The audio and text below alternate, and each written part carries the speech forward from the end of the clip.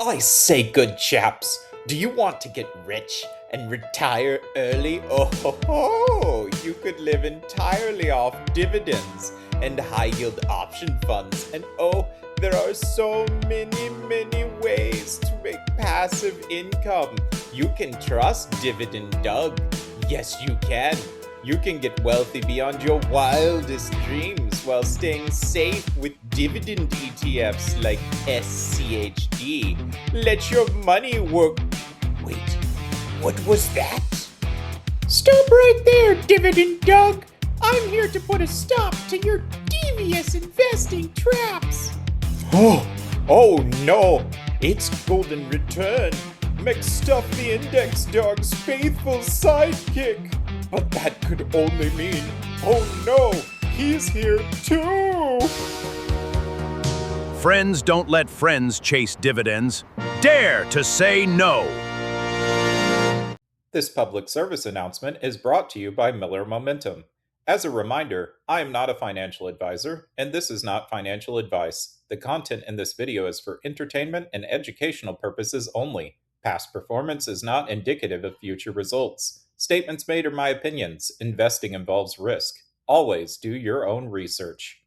Well, that was a fun little skit, but you know what's not fun? Falling for suboptimal investing advice on YouTube. Listen, dividend chasing is basically a religion in online financial circles at this point. But does it hold up? Is what the influencers are saying correct? Rather than leading with a discussion about theory, let's dive right into practical considerations first. Then we can get into all the nerdy academic stuff. Now, my bet is you've probably never heard of DVY, the iShares Select Dividend ETF.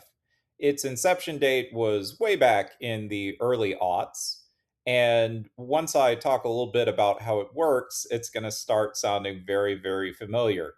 It focuses on taking the about top 100 dividend growers in US stocks and using that as an index. And it has about, 3.5% dividend.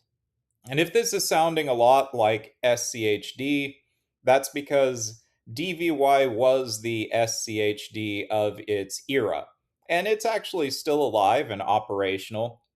It has an expense ratio well in excess of what SCHD charges, but that's because Charles Schwab figured out that if you charge a lower expense ratio, you attract far more assets under management, and then that actually boosts the amount of money that you're making on an ETF. And at this point, there's just no sense in DVY trying to compete with SCHD just because of the size and popularity of SCHD. So it's kept its kind of historical expense ratio to just continue collecting money from the people who are more or less locked into it at this point.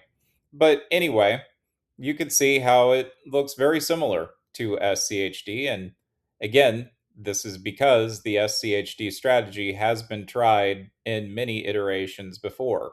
I mean, even in the little book of Common Sense Investing by Jack Bogle, he talks a little bit about a dividend fund in his day that followed about the same strategy and made the same promises.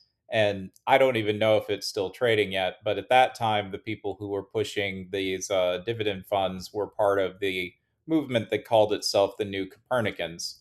Now, that did have some cool stuff that came out of it, including the theory of factor investing, but dividends were one of the hot factors that were being explored at that time as maybe a possible predictor of excess returns.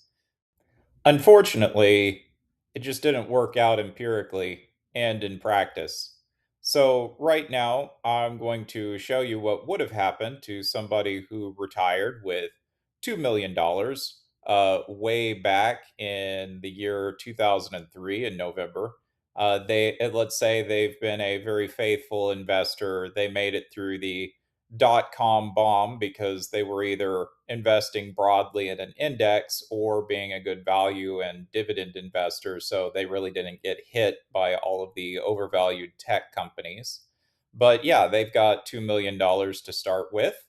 They are going to be playing it conservatively in retirement, taking down 3% of their portfolio every year. So that comes out to 0.75% per quarter.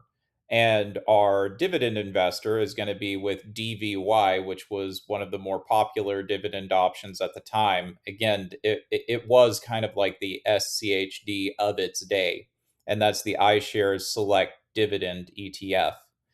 So they're going to be going with DVY, and they're only going to be living on the dividends. Again, they're pulling down 0.75% of their portfolio per quarter. DVY has historically always paid above 3% dividends. So, when you average it out of time, there's no danger of them having to sell any of their stock. They're following the pure dividend investing philosophy there and never selling any of their shares, just living off the dividends. In fact, they're reinvesting some of the dividends in this manner. Now we've got other investors for comparison here. One is going with the Vanguard Large Cap Value Index. Uh, Another one's going with a global quantitative value strategy using the methodology of Avantis and Dimensional before Avantis. Another one's going with the total US stock market, a real diehard Bogle fan. And another person is going with the VT and chill approach of just buying the total world stock market. And so, with that drawdown, we can see that over 22 years, all of them have, an increase in their portfolio value, right? But the iShares Select Dividend one is in last place with the worst cumulative return, the worst compound annual growth, the worst money weight rate of return, the worst max drawdown, um, except for the global quant strategy, but it's actually got better risk adjusted returns. Uh, Close to the worst average drawdown, the worst longest drawdown, one of the higher volatilities in the lineup, and the lowest risk adjusted rate of return. And this really gets to the heart of one of the claims that I've seen made on YouTube about how dividend funds are safer. They're kind of like bond like substitutes. That is absolute nonsense. What dividends actually do, if you're chasing them, it's an imperfect way to target the value factor. And that wasn't known back when dividend ETFs first came out. Dividend increases were being considered as a valid, factor of investigation for excess returns, but further research confirmed that they were really just an imperfect and inefficient way of targeting the value factor. So, in my opinion, if you're going to chase value stocks, why not just chase them directly with the value factor? Why go about it indirectly with dividends? And the results of this backtest really bear this out because, again, this is backtested with all live funds that were actively trading going back to 2003. So this is a feasible retirement scenario that could have happened, and it wouldn't shock me if there were people who did actually retire on iShares Select Dividend, just as today there are people who are planning to only contribute to SCHD and live on that. But you can see that it bears it out in the empirical data here that the iShares Select Dividend does appear to be a inefficient way of targeting large cap value in US stocks because it's very similar to the large cap value index in its shape. You can see that right there. Very similar, very correlated. I mean, the correlation is 0.929. So it's the two funds that have the highest correlation. But just targeting value directly gave appreciably higher returns with much better risk adjusted metrics here. So, not to beat a dead horse too much, but yeah, iShares Select Dividend came in last place. But Dr. G, you might say, Miller Momentum's got it wrong. SCHD fixed the old problems of dividend funds. It's new and improved. This time is different. This time is different. The four most expensive words in the English language. So we're going to do the exact same setup. Somebody retiring with $2 million and taking out negative 0.75% of their portfolio every quarter. So they're drawing down a total of about 3% a year. And this time, though, we're going to have our dividend investor start with SCHD, the Schwab US Dividend Index. And we're going to keep the other comparison funds the same. Now, we're looking at a much smaller time frame here, just about, you know, a few months shy of 15 years. And over this time period, the US market has absolutely dominated. So that's going to change our lineup a bit and perhaps give people some false confidence about which fund is ultimately going to win in the long run. So right up front, we see that the Schwab US Dividend Index, it's again targeting the US value factor in large caps, but a little less inefficiently. Its risk-adjusted metrics are virtually indistinguishable from the Vanguard Large Cap Value Index, but it does offer a slightly depressed returns. So somebody who just targeted the value factor directly in large caps in the US came out better than the Schwab US Dividend Index, even though they had to sell some of their shares. But as I'll get into into in the next segment, selling down shares isn't actually as big of a deal as dividend investors make it out to be. Anyway, over this time slice, the Schwab US Dividend Index actually did win out over the global quant value strategy offered by Dimensional and Avantis. And that's simply because, well, the US dominated, so anyone who had a substantive mix of international in their portfolio during this period of time is going to underperform. The total US market investor, though, just absolutely killed it compared to the Schwab index investor. And again, the total world market wasn't stellar over this period simply because the US was dominating so hard. So we can see again that the Schwab US Dividend Index and the Vanguard Large Cap Value Index have a very similar shape. And one of the reasons I think that the Schwab US Dividend Index became so popular is, especially after the pandemic, just because of the way things worked out, it was so far above the plain vanilla value factor investors for a while that it offered massive psychological benefits that were very easy to sell on YouTube. Well, until mean reversion kicked in and the plain vanilla value factor started um, outperforming a dividend investor because, again, a dividend investor is in principle just targeting that value factor, but more inefficiently. One thing eagle eyed viewers may have noticed on that SCHD comparison, why were some of the total contributions positive numbers even though we were drawing down on the portfolio? Well, because this has been a really unusual bull run and a very long bull run, wherein lots of companies have increased their dividends quite aggressively. So even taking out 0.75% each quarter, a net positive of dividends were being reinvested. Pretty neat, huh? And I want to emphasize the dividend chasers didn't wreck themselves here with either DVY or SCHD. They simply missed out on doing better with a better strategy. But why do people chase dividends? And is there any valid reason or use for a dividend fund in a portfolio? Let's back up and start with the basics. A dividend is a cash payment, occasionally a stock payment, that a company distributes to its shareholders out of its earnings. It's a direct transfer of value from the company's balance sheet to the shareholder's pocket.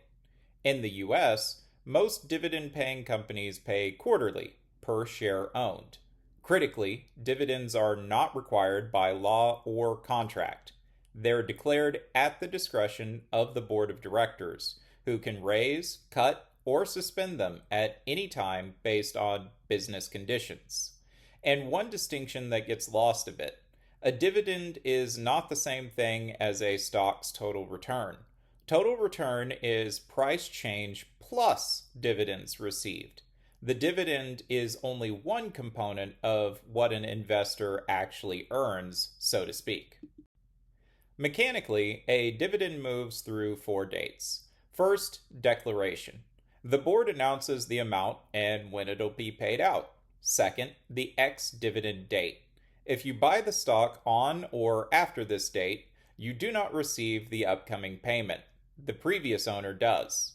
Third, the record date. When the company checks its books to see exactly who owns shares and is therefore owed the payment. And fourth, the payment date, when cash actually lands in shareholder accounts. Here's the part most people miss. On the ex-dividend date, the stock price mechanically drops by roughly the dividend amount. If a $50 stock pays a $1 dividend, it opens ex-dividend at roughly $49. The dividend is not free value added on top of the price share, or the share price rather. It's a reallocation of value that was already reflected in the price, moved from the company's cash account into your brokerage account. Effectively, what's happening is it is a forced sell of some of your equity. So it's ironic when dividend advocates say they never want to sell their equities, they prefer to live off dividends, when a dividend is actually a forced sell event. First major myth: the idea that dividends are free money, a bonus sitting on top of the stock's value. The reality is that the share price mechanically drops by the dividend amount on the ex-dividend date. Value moves from the stock price into your account. It isn't created out of nowhere, and it's not paid on top of the stock that you already own. This is the core insight behind the dividend irrelevance theorem, which we'll get into next. A company generating a given level of earnings has the same total value whether it distributes that cash as a dividend or retains it on the balance sheet. The pie doesn't get bigger just because it's sliced and handed out differently.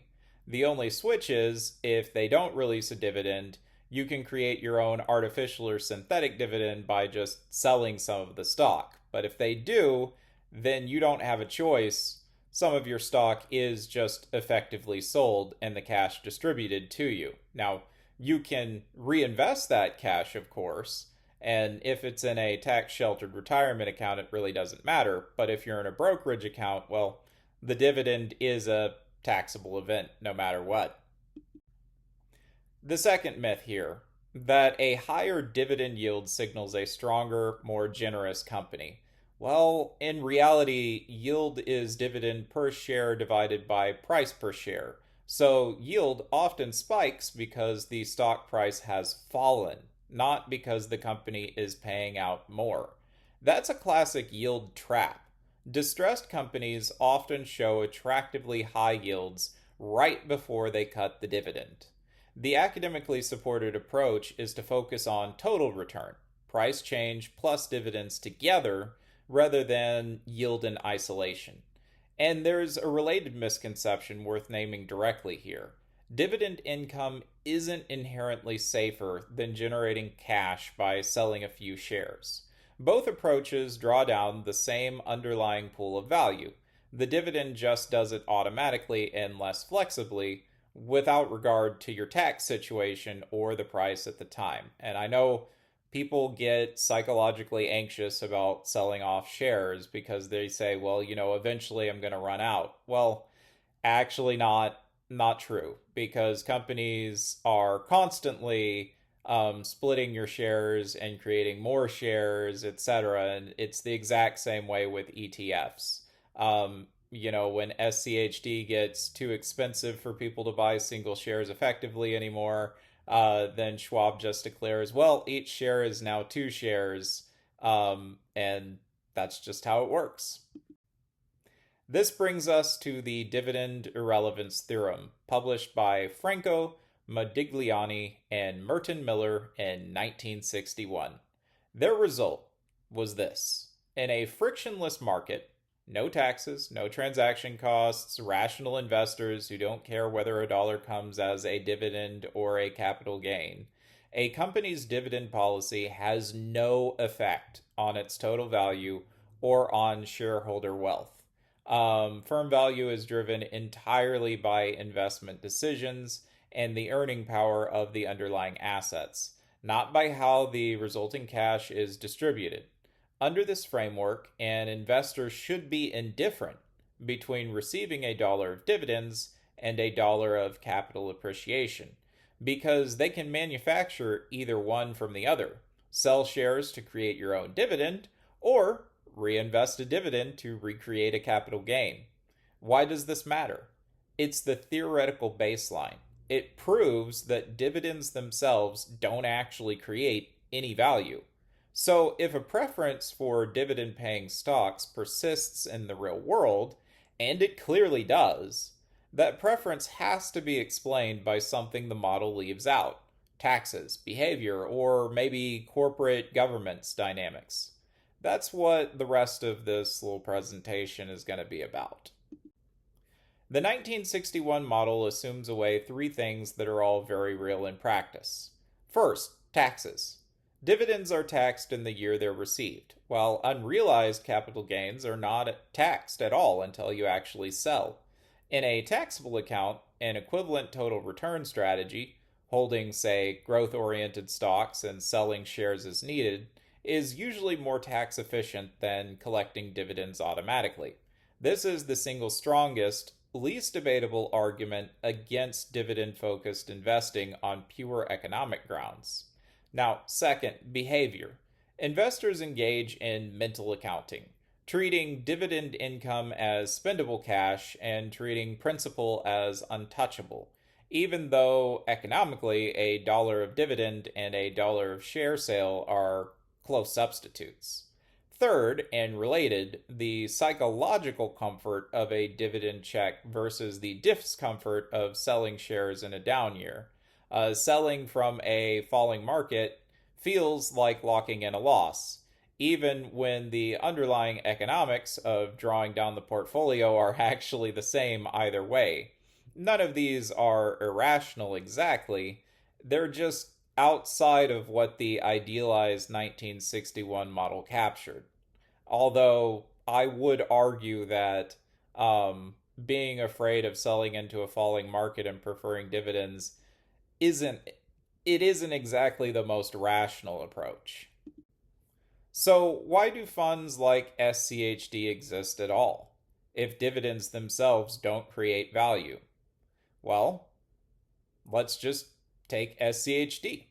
Its methodology first screens for companies with at least 10 consecutive years of dividend payments, then ranks the survivors by four fundamental metrics: cash flow to debt ratio, return on equity, dividend yield, and 5-year dividend growth rate. That screen mechanically selects for profitable, low leverage, mature companies, and that overlaps heavily with the quality and value factors. And those do have documented long run risk premia in academic literature, going back to the Fama and French factor research. The dividend history requirement functions as a screen for business durability and cash flow discipline. It's a filter for finding quality companies, not the actual source of the fund's returns. So, the honest way to describe a fund like this is it's not really a bet that dividends matter, It's a quality and value factor strategy wrapped in a dividend screening methodology that happens to be intuitive and marketable to retail investors. It may not be the most efficient way to target those factors, but it is the way that appeals to the masses the most, and so firms are going to go with it because, well, they have to make money on it, right? Beyond the factor investing rationale, though, dividend ETFs meet genuine behavioral demand. Retirees and other income focused investors want cash flow they don't have to generate manually by selling shares. That avoids the psychological difficulty of creating your own homemade dividend through periodic sales, which may feel especially uncomfortable in a down market. For some people, that offers benefit. As we touched on earlier, mental accounting causes investors to treat dividend income as spendable and principal as untouchable. That's not rational under the Modigliani Miller framework, and it's not truly rational objectively speaking, but it's a robust and well documented behavioral pattern, not a fringe quirk. There's also a signaling dimension at play here. A company's commitment to paying and maintaining a dividend is a costly, hard to fake signal about management's confidence in future cash flow stability. Cutting a dividend, on the other hand, is a visible, painful admission that the business has weakened. So, a sustained payout carries real information content beyond just the cash itself. Now, the question that needs to be asked directly, what's in it for companies and asset managers to keep dividend folklore alive? Because, as we've covered, it's not exactly rational. It's more of a behavioral and psychological phenomenon. Well, let's start with companies. There are legitimate corporate finance reasons independent of any folklore for dividends. First, agency cost discipline. This is Michael Jensen's 1986 free cash flow theory. Forcing cash out of the business through a dividend commitment constrains management from empire building or funding low return pet projects with cash that would otherwise just sit around. It's a credible, costly signal that management doesn't actually need the money. Second, the clientele effect. A dividend attracts and retains an investor base of income focused holders who tend to be stickier and less prone to selling on volatility. Lower shareholder turnover means lower stock price volatility, which management generally prefers, partly because executive compensation, that's right, the paycheck of the people at the top, is often tied to price stability, and volatile stocks attract activist investors, not dividend investors. So, dividend investors means that your CEO is probably going to get paid more. And third, and this is a subtle one here, once a company reaches dividend aristocrat status, meaning 25 or more consecutive years of dividend increases, breaking that streak becomes a reputational and stock price event wildly disproportionate to the actual cash involved. That locks companies into continuing the policy regardless of whether it's the optimal capital allocation decision in any given year. The commitment becomes self reinforcing. Finally, asset managers have their own straightforward incentive for continuing to offer dividend funds, even though they're not really the most efficient way to target the value and quality factor. Fund fee revenue scales with assets under management, right? Not with whether the investor's outcome was actually optimal. SCHD collects its expense ratio every year, regardless of whether an investor would have done better after taxes in a plain total return index fund and manufactured their own income by selling shares. There's no incentive for a fund provider to talk investors out of a popular preference when that preference, even though it's irrational, is exactly what gathers assets and generates fees. This is the same dynamic that sustains other product categories with weak retail finance literacy behind them. So here's the takeaway that ties this whole video together. The dividend irrelevance theorem is correct under its assumptions. Dividends themselves don't create value. But what survives contact with the real world isn't a rebuttal of the theory. It's tax friction, investor psychology, and corporate governance incentives that the 1961 model deliberately sets aside. Dividend ETFs and dividend paying firms aren't wrong to exist. They're just serving demands the idealized theory doesn't account for. And neither companies nor managers have much reason to point that out or to tell people that dividend chasing is actually not a rational form of investing. Thank you for watching Miller Momentum, and thank you to my dog Ginger for guest starring in today's episode and being such a good girl. Like and subscribe because she'll be back in future episodes, and because I've got a ton of great upcoming content, including a video about why I avoid all equity portfolios precisely because I want larger, more reliable, more steady returns. I'll catch you next time.